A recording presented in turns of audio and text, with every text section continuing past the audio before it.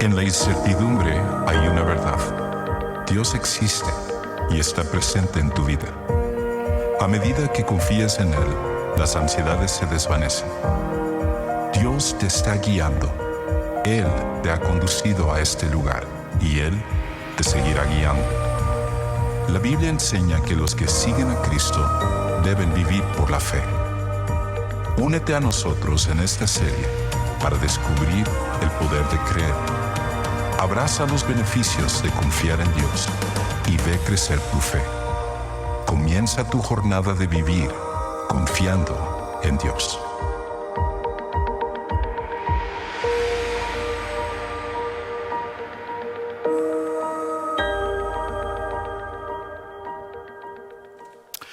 Pues aloha a todos, digo hola a todos, ¿cómo están? Se les ve muy bien con las camisas hawaianas, collares hawaianos y qué bueno que tomaste la decisión de acompañarnos en este día aquí en este auditorio, al igual que todos ustedes que nos están viendo a través de nuestras plataformas sociales, ya sea en vivo en este momento o posteriormente estás viendo este mensaje. Gracias por conectarte a Sugar Creek. Y llegaste en buen momento porque estamos en medio de una serie donde estamos hablando acerca de la importancia de la fe, de confiar en Dios. Y la semana pasada Joel nos hablaba desde uno de los pasajes más importantes, si no el pasaje más importante que explica lo que significa la fe, que es en Hebreos capítulo 11. Nos retó a entender de que al final de cuentas confiar en Dios es un requisito si es que nosotros realmente deseamos tener una relación profunda con Él. Y lo que quiero hacer el día de hoy es hablar acerca de otro aspecto de la fe. Y quiero hacerlo primero hablando acerca de un principio, de una realidad que es una verdad para todos nosotros.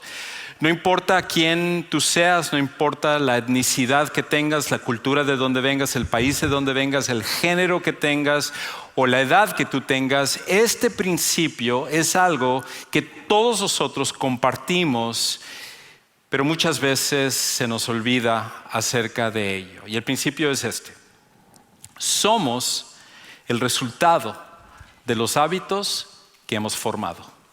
Somos el resultado de los hábitos que hemos formado. Si hay algo que podemos decir acerca de nuestras vidas, hay algo que nos delata en cuanto a quiénes somos, hacia qué dirección vamos, de dónde nosotros hemos venido, es simplemente suficiente con ver los hábitos que nosotros tenemos en la vida. Todos nosotros hemos formado hábitos. Los hábitos tienen un efecto súper profundo en nuestras vidas.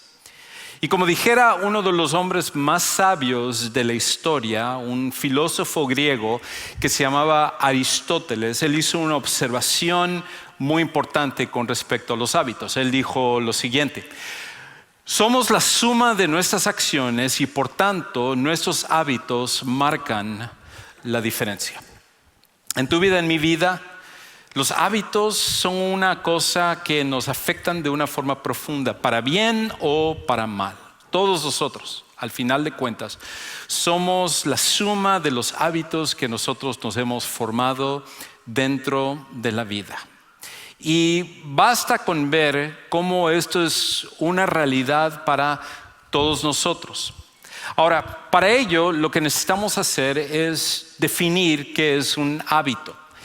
Y para ello necesitamos entonces ver a una persona, un experto que ha estudiado este tema, el cual es un hombre que se llama James Clear. Él es un autor que escribió un libro que se convirtió en un bestseller hace algunos años que se llama Hábitos Atómicos. Y James Clear, en su libro, él hace una observación con respecto a los hábitos y él lo define de esta manera. Él lo dice así: un hábito es un comportamiento que se ha repetido suficientes veces como para convertirse en automático.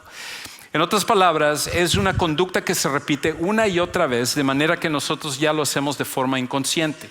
Sin que lo pensemos, es el tipo de cosas que nosotros estamos haciendo. Es más, hasta podemos llevar a cabo estas conductas y nosotros podemos estar pensando en otra cosa. Ni siquiera estamos enfocados en esa conducta porque ya es algo tan automático por las veces que nosotros lo hemos repetido que se vuelve como algo inconsciente. Déjame ejemplificarte eso. Simplemente tomando el día de hoy. Tú ya llevaste a cabo varios de los hábitos que están engranados dentro de ti. En esta mañana te despertaste. Luego de ahí te levantaste. De ahí te vestiste, desayunaste, te cepillaste los dientes, o espero que te hayas cepillado los dientes, y de ahí maniobraste por tu casa evitando muebles y objetos para ir de cuarto en cuarto. Te subiste a un vehículo, algunos manejaron ese vehículo, estacionaste ese vehículo, cuando te bajaste, caminaste hasta entrar a este auditorio y todo eso lo hiciste sin pensarlo dos veces. Ya era una conducta que te era automático, porque es algo que has repetido en muchas ocasiones. Nadie tiene que explicarte cómo hacerlo, es un hábito que tú has formado. Y si nosotros empezamos a observar todos los hábitos que tenemos, todas las cosas que repetimos una y otra vez en la vida, pues tenemos que ver que todo eso tiene un efecto sobre nosotros, para bien o para mal. Cada uno de nosotros hemos formado hábitos en la vida. Y quizás tú estás en este momento diciendo, puedo escuchar que tú estás pensando, Juan Carlos, ok, eso suena muy bien, se me hace muy interesante, pero pensé que ibas a hablar acerca de la fe, no de los hábitos. Y lo que yo te diría es de que esa voz imaginaria que me está diciendo que estás pensando en estas cosas y que ahora me ayuda a poner el tema y mi premisa central para lo que voy a compartir es esto. Que una de las cosas que nosotros rara vez nos damos cuenta, inclusive aquellos que somos seguidores de Jesús por bastante tiempo, es que nosotros tenemos de hecho una idea muchas veces equivocada con respecto a la fe. Estamos convencidos de que la fe es simplemente una creencia religiosa. Es un concepto que tiene que ver simplemente con nuestra relación con Dios. Y algunos son capaces de definirla, otras personas no son capaces de poder definirla. Pero el problema que nosotros tenemos es que aunque tiene aspectos de eso, la fe es mucho más que eso. Y una de las cosas que no hacemos la conexión es con respecto a los hábitos. Lo que nosotros necesitamos entonces el día de hoy es ver lo siguiente, que la fe es un hábito que escogemos desarrollar. La fe es un hábito que escogemos desarrollar. La fe no es simplemente un concepto. La fe no es simplemente una creencia. Tiene aspectos de ello, pero la fe es más que eso. La fe es un hábito que tú y yo tenemos que tomar la decisión intencional. Escogemos que nosotros lo vamos a desarrollar. Y es precisamente ahí donde muchas veces nosotros podemos fallar, porque no nos damos cuenta de que si es nuestra responsabilidad escoger desarrollar la fe, entonces lo que a nosotros nos sucede es que cuando vienen pruebas, cuando vienen momentos difíciles, cuando vienen tragedias, lo que nos falta es fe. Lo único que tenemos en nuestras manos es una fe débil. Y a raíz de eso muchas personas entonces deciden abandonar el cristianismo porque dicen, no, ya no puedo creer en esto. Otras personas dicen, bueno, no importa, yo voy a seguir. ¿Por qué? Por tradición, porque siempre lo he hecho, porque por años he creído en esto y pues lo voy a seguir haciendo. Y otras personas simplemente se quedan con la duda y dicen, pues a lo mejor yo no nací con ese tipo de fe. Hay gente como que ellos nacen con una fe increíble, extraordinaria, y yo soy una de esas personas que pues mi fe siempre va a ser débil. Pero la buena noticia para nosotros el día de hoy es que esa no tiene que ser la realidad para tu vida ni para mi vida. De hecho, Dios lo que desea es que tú y yo podamos tener una fe extraordinaria. No solo que tengamos fe, sino una fe que genuinamente es extraordinaria. Y la pregunta entonces es, ¿cómo? ¿Cómo podemos nosotros realmente tener ese tipo de fe? Una fe que sea extraordinaria. Y la respuesta es esta, que una fe extraordinaria resulta al confiar consistentemente en Dios en nuestras decisiones ordinarias. Va a ser el resultado de que nosotros, en nuestras decisiones cotidianas, ordinarias, del día al día, nosotros en las pequeñas cosas decidimos confiar en Dios. De manera que poco a poco la fe como un músculo se va desarrollando, y cuando llegan esos momentos en los cuales nosotros tenemos que enfrentarnos a los problemas gigantes, entonces nuestra fe es extraordinaria para poder entonces hacer frente a esas cosas. Porque lo que va a pasar de lo contrario es que en el momento en el cual llega una prueba grande, nuestra fe va a faltar.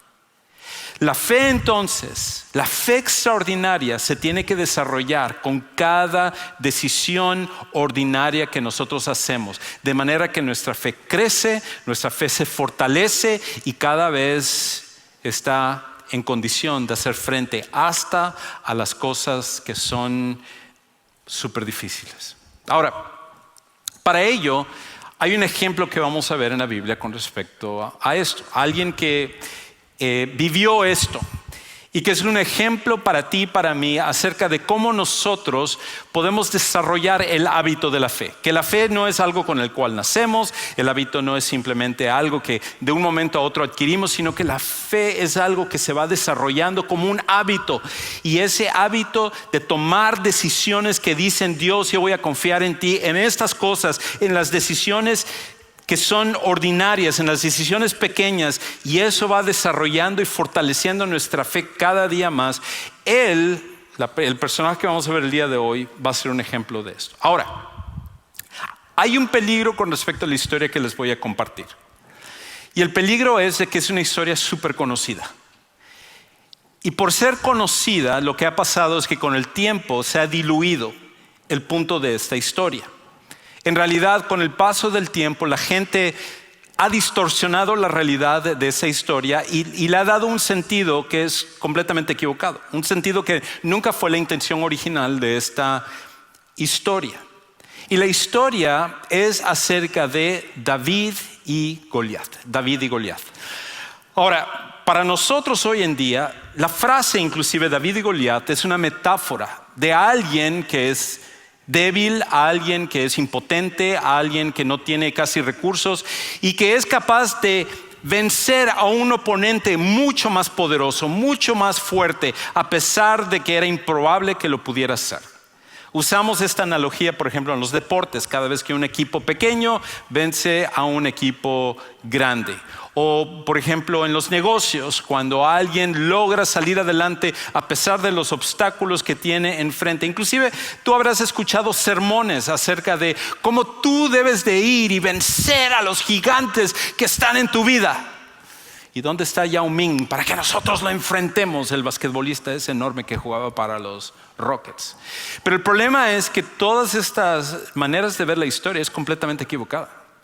Ese no es de lo que se trata la historia de David y Goliat. Como vamos a ver en un momento, la historia de David y Goliat es un reto para algo mucho más profundo. Y es un reto para que tú y yo podamos desarrollar una fe extraordinaria, tal como lo hizo David. Ahora, imagínate que tú hubieras vivido en el tiempo de David. En ese tiempo, el ejército más poderoso, el enemigo más importante que tenían los hebreos, era un pueblo que eran los filisteos. Y los filisteos tenían un ejército muy poderoso. Ellos tenían de hecho soldados profesionales, soldados que se dedicaban a la guerra de tiempo completo. Eran personas que tenían experiencia peleando y experiencia en las batallas. Y en adición a ello, hay otra cosa que hacía que los filisteos fueran temibles, y es el hecho de que los filisteos tenían las armas y la armadura más avanzada de esa época, que era en bronce. Ese metal era el más desarrollado de la época. Entonces, cada una de las armas y la armadura que tenían hacían que, en adición a su experiencia, su entrenamiento, ahora sus armas, que eran un ejército que uno tenía que temer. Los judíos, en cambio, o los hebreos en ese tiempo, no tenían armamento. Y en adición a ello, no solo no tenían armamento, sino que aparte no tenían entrenamiento. No eran soldados de tiempo completo. La mayoría de ellos eran, por ejemplo, granjeros, eran herreros, eran vendedores, se dedicaban a otro tipo de oficios. Y entonces cuando los filisteos se presentan un día en el valle de Ela y ellos toman una posición sobre un monte, se llama a todos los hombres de Israel que están en edad para ir a pelear a que vayan y se pongan frente a este ejército de los filisteos del otro lado en medio de este valle. Y entonces, en medio de todo esto, se les presenta un problema gigante, literalmente un problema gigante. Era un luchador, un soldado, que era un gigante que se llamaba Goliat. Y este soldado Goliat, que era este filisteo imponente, era hasta cierto punto un símbolo del poderío de Filistea en contra de los israelitas. Y todos los días salía para retar a Israel. Y les decía, ¿para qué vamos a hacer que la gente muera en balde? Mejor ustedes escojan a un campeón y que ese campeón que les va a representar salga para pelear contra mí, y el que gane va a ser el pueblo vencedor y el que pierda va a ser el esclavo del otro pueblo. Pues obviamente ninguno de ellos estaba loco para ir a pelear contra Goliat, porque este era un hombre imponente. O sea, no era solo su experiencia de guerra, no era solo su armadura, sino físicamente era imponente. Escucha cómo se describe a Goliat en 1 de Samuel, capítulo 17, versículos 4 al 7. Escucha cómo lo dice. Entonces, de los ejércitos de los filisteos salió un campeón llamado Goliat de Gat, cuya estatura era casi de 3 metros, o en pies el tipo era más de 9 pies y medio de estatura. Tenía un casco de bronce sobre la cabeza y llevaba puesta una cota de malla, y el peso de la cota era de 5,000 siclos o 57 kilos de bronce. Aproximadamente su armadura pesaba entre 125 a 150 libras, y esto lo cargaba para ir a pelear. Y entonces dice, tenía también grebas de bronce en las piernas y una jabalina de bronce colgada entre los hombros. El asta de su lanza era como un rodillo de telar, y la punta de su lanza pesaba 600 siclos o 6.84 kilos de hierro, y su escudero iba delante de él. ¿Te imaginas estar delante de Goliat?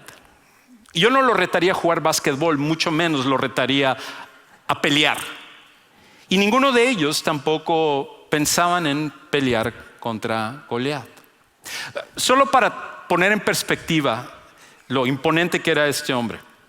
En nuestros tiempos, quizás lo más cercano a Goliat es un luchador y un actor famoso que se llamaba André el Gigante. ¿Alguien aquí conoce a André el Gigante? Algunos poquitos, muy bien, muy informados. Mi hija tenía que ser uno de ellos. Pero aquí hay una foto de André el Gigante. Y el tipo medía aproximadamente 7 pies y medio. Un luchador increíble, una fuerza. El tipo era tan enorme que sus manos, cuando le ponían una lata, parecía que la lata se desaparecía en medio de sus manos. Parecía una de esas mini colas que uno puede comprar en las latas así chiquititas, una normal. Y por su increíble estatura tenía una fuerza que era asombrosa. Hay un video de él inclusive levantando 2,000 libras de peso. Y en otra hay un video de él, no lo busques ahorita en YouTube, hay otro video de él donde él agarra a 2 luchadores, cada uno de más de 200 libras, y los levanta así como si fueran muñecos de trapo y se los lleva así. El tipo era súper fuerte y era imponente para su estatura. Y André el Gigante era 2 pies todavía más chico que Goliat. ¿Te imaginas pelear contra este hombre? O sea, nadie en su sano juicio lo haría. Y es ahí cuando entra David en escena. David había sido mandado por su padre Isaí a llevarle provisiones al ejército de Israel. A diferencia de nuestro tiempo, donde a través de los impuestos se les da de comer al ejército y a las fuerzas militares, en ese tiempo se designaba a ciertas familias que tenían que turnarse en llevar comida. Y justo le tocó a Isaí mandar provisiones de comida. Entonces David, que era un adolescente, que se dedicaba él a ser un pastorcito de ovejas, que él era casi un niño, pues su padre lo llama y dice: lleva las provisiones al ejército de Israel, que te den el recibo para que vean que llevamos esto, y ve cómo están tus hermanos que están ahí, que son parte del ejército. Y entonces cuando llega David, deja las provisiones, y entonces justo en ese momento es cuando Goliat, sale como acostumbraba a hacer su anuncio y retar al ejército de Israel. Y mientras sale y la voz de Goliat retumba en todo ese valle y todas sus rodillas se están pegando y están temblando, David se queda como diciendo: ¿y este quién es? Y empieza a preguntar acerca de este hombre. Y lo que David muestra no es temor, sino que él tiene una perspectiva completamente diferente al ver a Goliat que el de todos los soldados. Y eso es algo que tú y yo necesitamos aprender también. El hábito de la fe, lo que va a hacer cuando nosotros desarrollamos el hábito de la fe, es que el hábito de la fe desarrolla nuestra perspectiva acerca del poder de Dios. Ellos se estaban fijando en el poder de Goliat. David, en cambio, por su fe, él estaba enfocándose sobre el poder de Dios. Y por esa razón, entonces, él podía ir con tranquilidad y decir: bueno, ¿qué está pasando aquí? E inclusive menospreciar a este hombre Goliat que había llenado a todos de temor. Escucha cómo él describe, de hecho, a Goliat, o pregunta acerca de él en el versículo 26. Se acerca a un soldado y les pregunta: ¿qué está pasando aquí? En el versículo 26. Entonces David preguntó a los que estaban junto a él: ¿qué harán por el hombre que mate a este filisteo y quite el oprobio de Israel? Así es como lo llama, el oprobio. Es una molestia para Israel. Y escucha cómo dice esa segunda parte: ¿quién es este filisteo incircunciso para desafiar a los escuadrones del Dios viviente? David tenía la perspectiva correcta, porque su fe, el hábito de la fe que él había desarrollado, le permitía ver no el poder de Goliat, sino el poder de Dios. Y él entendía que Goliat no estaba desafiando a Israel, estaba desafiando a Dios. Y para él el coraje era que Goliat era alguien que adoraba a dioses muertos, dioses paganos que eran inexistentes. Y él había venido a retar al único Dios vivo, al único Dios existente, que es Jehová.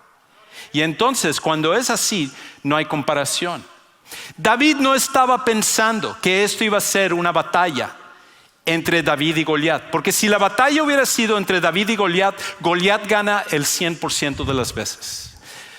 Lo que él entendía es que esta era una batalla entre Dios y Goliat, y cuando es así, Dios gana el 100% de las veces, siempre.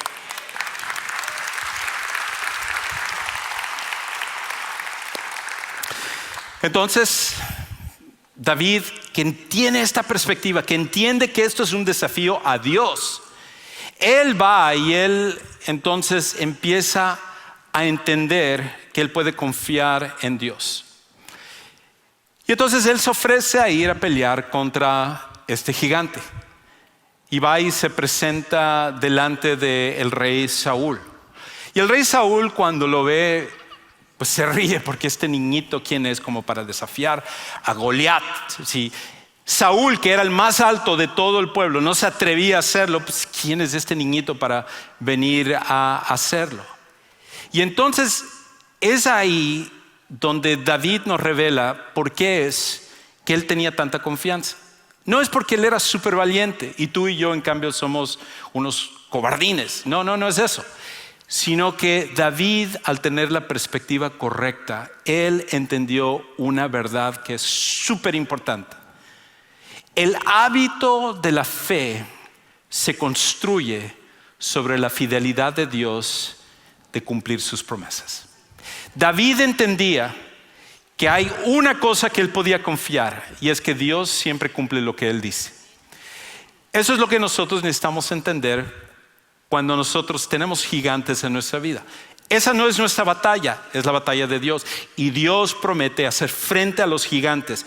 No nos está pidiendo que seamos nosotros los que venzamos a los gigantes, sino que confiemos en Él para que Él sea el que lo haga. A veces a través de nosotros, a veces a través de otras maneras. Y Dios, cuando promete que Él va a hacer una cosa, siempre lo va a hacer. El problema que nosotros tenemos es que muchas veces queremos achocarle a Dios algo que Él no ha dicho. Y entonces esperamos que Dios actúe o haga ciertas cosas porque pensamos, Dios va a hacer esto, yo reclamo su promesa y todo. Y tú dices, momento, Dios no está prometiendo eso. O a lo mejor esa promesa no era para ti. Nosotros necesitamos entender qué es lo que Dios promete y por qué lo promete, y entonces confiar, entendiendo a cabalidad lo que sí Él ha prometido. Y eso sucedió con David. Si tú simplemente quieres reclamar cualquier promesa, pues eso es simplemente tratar de tener una expectativa positiva con respecto a Dios. Pero es eso lo que le sucede a muchas personas cuando se desaniman con respecto a Dios. Yo pensé que Dios iba a hacer esto. Yo pensé que Dios me iba a responder, que iba a actuar. Y cuando no lo hace, no es porque Dios falló, sino porque nosotros malentendimos o le achocamos a Dios una promesa que Él nunca hizo. Eso no fue el problema con David. David entendía que Dios había prometido una cosa, y el hábito de la fe que él desarrolló estaba basado en esa promesa que Dios había hecho. Entonces, escucha cómo él cuenta acerca de esto. De hecho, esta es la parte más importante, donde David entiende que Dios va a hacer hasta lo imposible porque Él lo ha prometido. Escucha cómo él dice en 1 Samuel 17, 34 al 37. Cuando está delante de Saúl y Saúl está diciendo, David, ¿estás loco? ¿Qué estás pensando? Él dice, pero David respondió a Saúl, su siervo, hablando de él, apacentaba las ovejas de su padre. Y cuando un león o un oso venía y se llevaba un cordero del rebaño, yo salía tras él, lo atacaba y lo rescataba de su boca.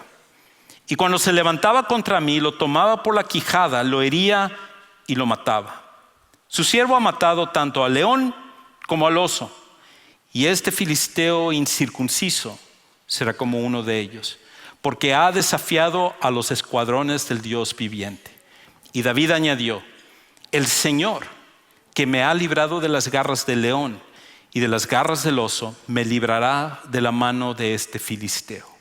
Y Saúl dijo a David, ve y que el Señor sea contigo. ¿Ven la parte increíble que David está diciendo? ¿Lo vieron? Quizás no. Déjenme les explico un poco. Porque la mayoría de la gente lee esto y dice, oh, amén, gloria a Dios. Pero déjame preguntar.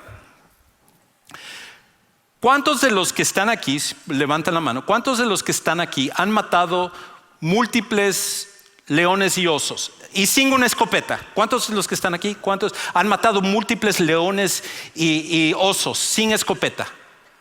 ¿Sí? Oh, wow, algunos han levantado la mano. Creo que necesitan consejería conmigo después. La mentira es un pecado también, es lo que David entendía. Ok, ¿cuántos de los que están aquí por lo menos en su vida han matado un león o un oso sin una escopeta? ¿Alguien aquí? ¿Alguien? ¿No? ¿Cómo un adolescente podía haber hecho esto de matar un león y un oso en múltiples ocasiones? Porque no era David, era Dios haciéndolo en David. Y todo esto viene de una promesa. La razón por la cual David podía enfrentar estos animales es porque David, como él dice en los Salmos, otro libro de la Biblia, él dice que él meditaba en la ley de Dios de día y de noche. Y él entonces leía una y otra vez y pensaba mientras estaba con las ovejas y pensaba, oh, Dios dijo esto y mira lo que dice aquí, ¿cómo será esto en mi vida? Señor, yo confío en ti. Si tú dices esto, debe de ser así. Yo voy a llevarlo a cabo en mi vida. Y la fe de David empezaba a llevarse a cabo porque era un hábito que él estaba desarrollando. ¿Y cuál es la promesa? La promesa la encontramos en Levítico 26, 3 al 8. Escucha cómo lo dice aquí David. Él dice: si andan en mis estatutos y guardan mis mandamientos. Este es Dios hablándole al pueblo de Israel, diciendo: cuando ustedes estén en la tierra prometida, esto es lo que yo les garantizo. Si andan en mis estatutos y guardan mis mandamientos para ponerlos por obra, yo les daré lluvias en su tiempo, de manera que la tierra dará sus productos y de los árboles del campo darán fruto. Quizás es lo que nos ha faltado y por eso no ha llovido aquí en Houston, no lo sé. Ciertamente su trilla les durará hasta la vendimia, y la vendimia hasta el tiempo de la siembra. Comerán pues su pan hasta que se sacien y habitarán seguros en su tierra. ¿Qué es lo que Dios está diciendo? Cuando ustedes estén en la tierra prometida, obedézcanme, confíen en mí, yo me voy a encargar de la comida. Nunca les va a faltar comida. Es lo primero que Dios dice. Pero escucha lo que dice luego en esta segunda parte. Dice en el versículo 6: daré también paz en la tierra, para que duerman sin que nadie les atemorice. Asimismo, eliminaré las fieras dañinas de su tierra, leones y osos. Y no pasará espada por su tierra. Ustedes perseguirán a sus enemigos y caerán a espada delante de ustedes. Y escucha como dice en el versículo 8: 5 de ustedes perseguirán a 100 y 100 de ustedes perseguirán a 10,000, y sus enemigos caerán a espada delante de ustedes, inclusive gigantes. Porque es Dios haciéndolo. Cuando David se enfrentó a Goliat, él no tenía temor, no porque él era muy chévere, no porque él tenía mucha experiencia, no porque era muy diestro con la Honda o con Toyota o con Nissan o con, bueno, eso es otra cosa, pero que él era muy diestro con la Honda y entonces por eso es que David venció a Goliat. No era nada de eso.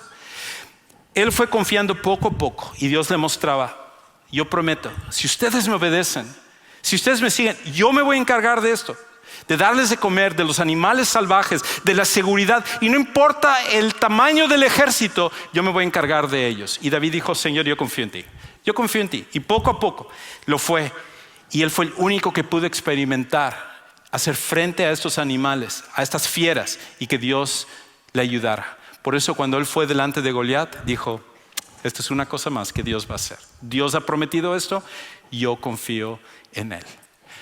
Nosotros necesitamos pensar de la misma manera. No es nuestra batalla, la batalla es de Dios.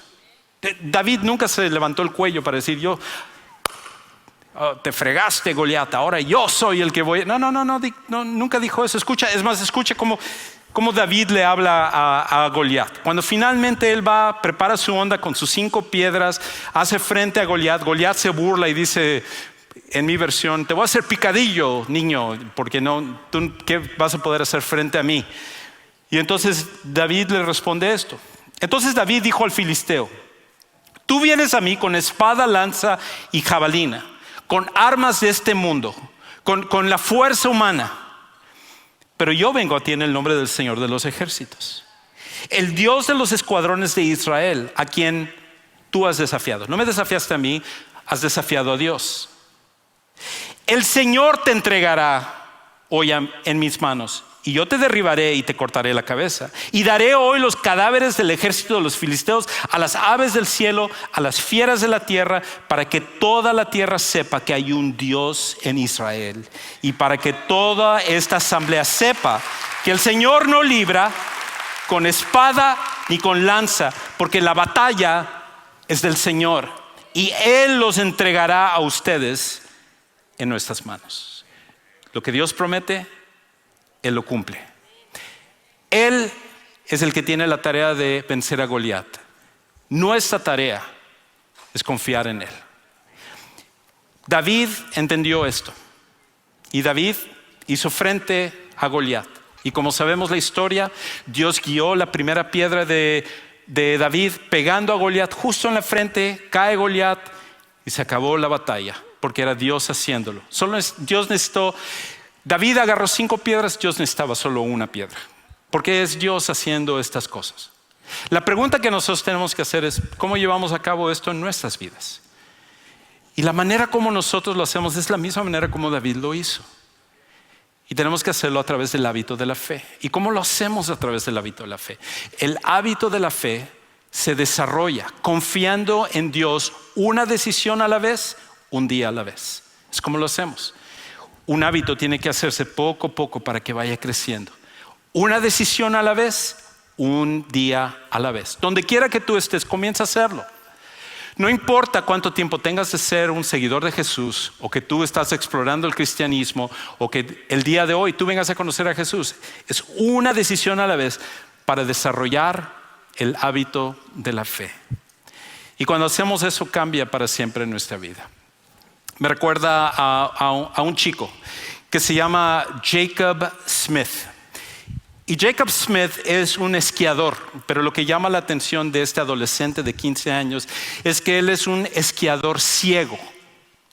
Es más, aquí hay una foto de él, chico aquí, y en la foto de la izquierda él está junto a su papá.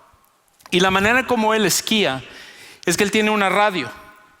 Y en la radio él se comunica con su papá. Él no puede ver, su vista es tan mala que inclusive a 10 pies él no alcanza a ver esos cuadros, esos pósters que tienen en las ópticas, donde tienen la letra más grande que es la E, que es así, todo el mundo puede ver esa. Él a 10 pies no lo puede ver, es así legalmente ciego. Sin embargo, él es capaz de esquiar y ganar en muchas ocasiones, pero la razón por la cual lo hace es porque su padre lo guía.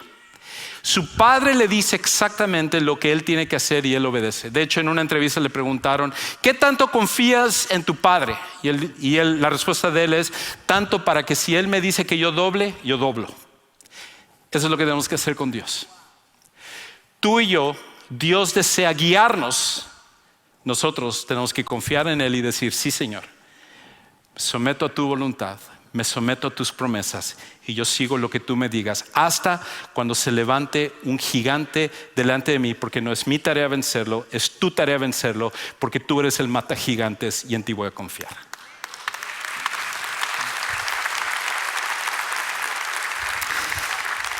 ¿Y cómo sería entonces si nosotros viviéramos con ese tipo de fe? ¿Cómo se mostraría en nuestro caminar con Dios, independientemente de que enfrentemos lo cotidiano o enfrentemos la tragedia más grande de nuestra vida?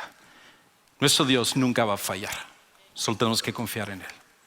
Para algunos de ustedes eso significa el día de hoy poner su fe sobre Jesús, porque Jesús fue el matagigantes por excelencia. Él fue el que mató y destruyó al gigante más grande que nosotros tenemos, que es la muerte. Y cuando Él, a través de su vida, la entregó y se sacrificó y resucitó al tercer día, muestra que Él tiene poder sobre cualquier cosa en nuestra vida. Y si tú el día de hoy tomaras la decisión de poner tu confianza en Jesús, va a cambiar para siempre el rumbo de tu vida. Y nos encantaría que el día de hoy tú lo puedas hacer. En un momento, por esas puertas de allá atrás, hacia la derecha, tenemos un lugar que llamamos el Centro de Siguientes Pasos. Y ahí nos encantaría ayudarte a tomar esta decisión que cambiará para siempre tu vida, de poner tu confianza en Jesús como tu Salvador y como tu Señor. Padre Celestial, gracias porque podemos venir a ti y tú eres el que desarrollas nuestra fe. Ayúdanos a tomar las decisiones, a ser intencionales en desarrollar la fe como un hábito, como un músculo que necesita ir creciendo, de manera que cada día nosotros podamos confiar más y más en ti. Te amamos y te damos gracias. Y oramos en el nombre del más grande mata gigantes de la historia, nuestro Señor Jesucristo.